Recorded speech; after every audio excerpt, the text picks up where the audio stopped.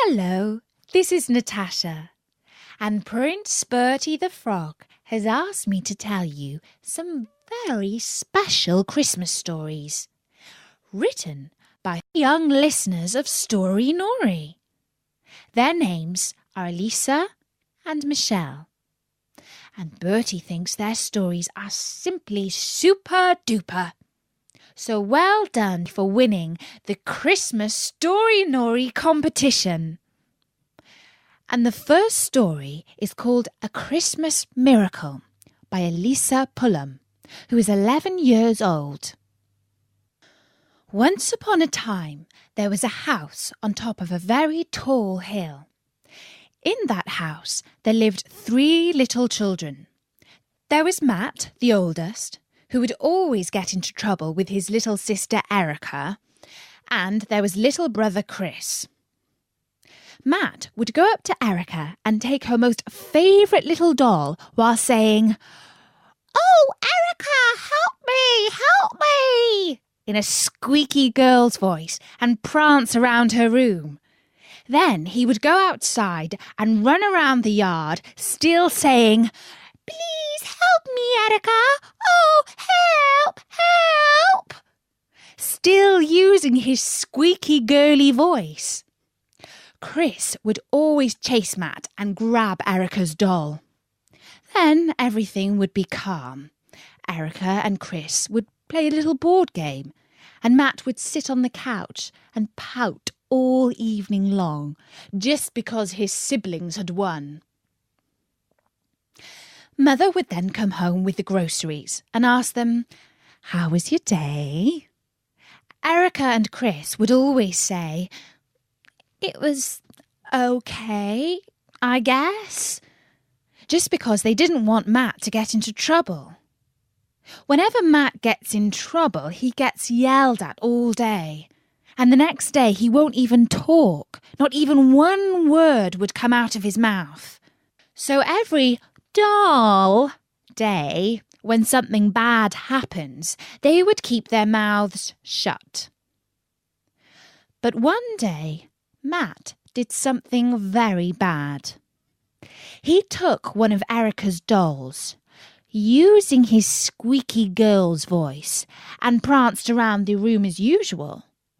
But when he went outside, he gave the doll to his dog, Harold. Harold took the innocent little doll and shook it with his teeth. There was stuffing going everywhere like it was snowing. Oh, how Erica screamed and cried. "Down, boy! Give me back my doll!" She begged that for a while until Harold finally let go. The yard was a mess. There was a doll arm there and a leg here, and the little doll head was right at her feet. Chris could not fix or help with this. When Mother came home that day, she saw Erica crying with her doll head in her arms and Chris comforting her. On the couch, Matt was laughing and saying, "Yes, yes, victory is all mine." Then she asked Erica what had happened. "Matt gave my doll to Harold, and now I only have her head," she said, moaning with tears. Mom's face got red as the burning sun, as red as fire burning clearly in the yard. She went to Matt and grabbed him by the ear. "I'm sure Santa won't give you any presents," she said. Matt's ears got scalded with these words, and he moaned with pain. He was soon in his room, yelling and kicking everywhere.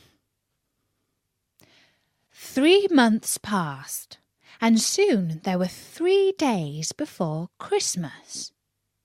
Erica still had her doll head in her arms, and had never forgiven her brother after that day.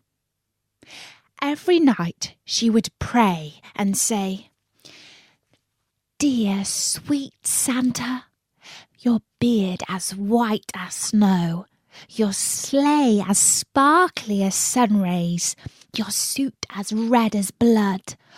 Oh, please fix my doll."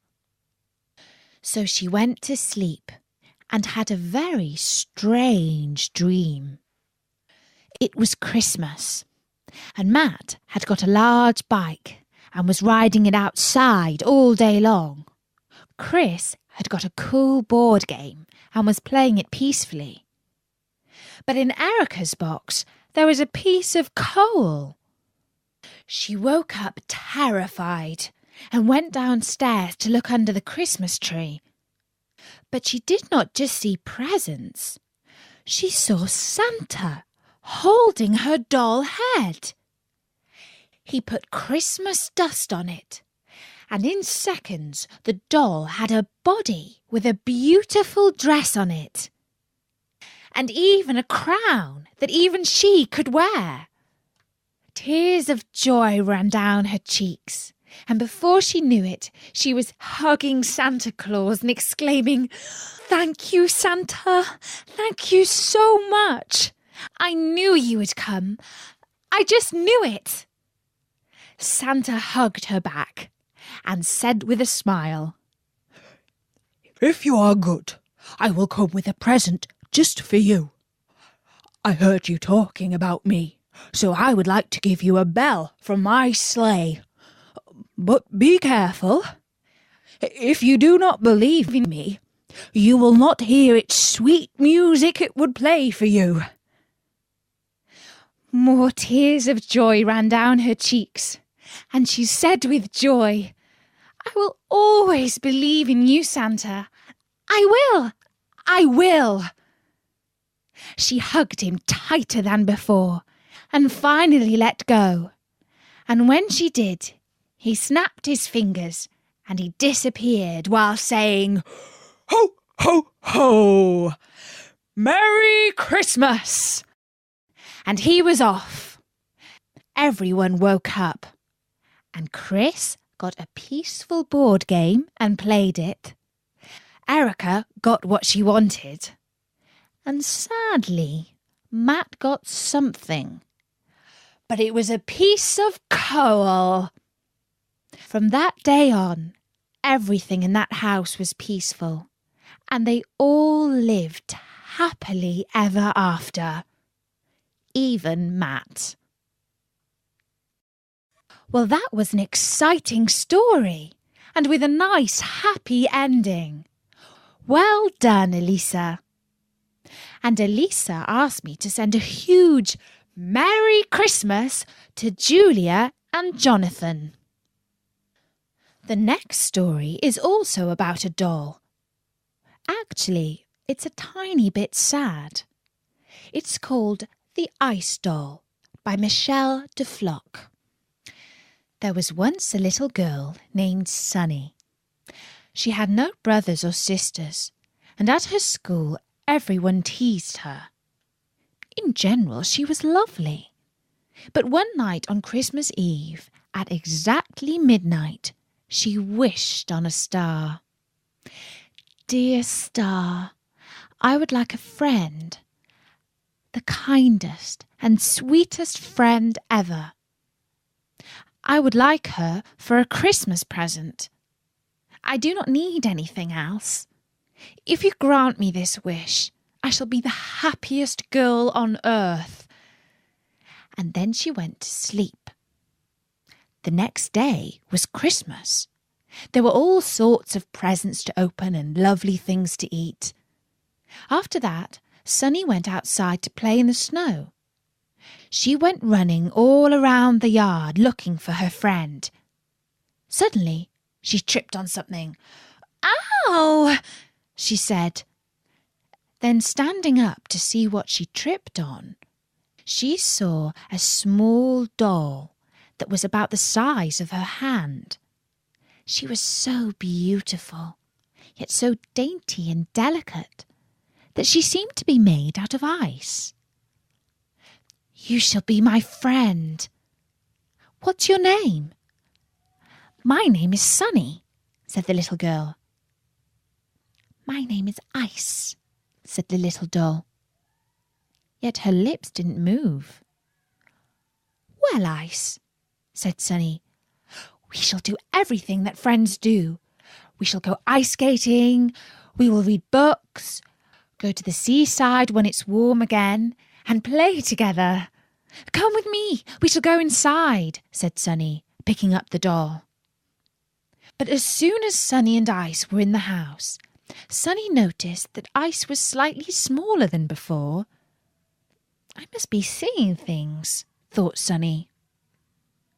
Sunny and Ice did everything that friends do. They read books together, baked cookies together, went ice skating and played tennis games.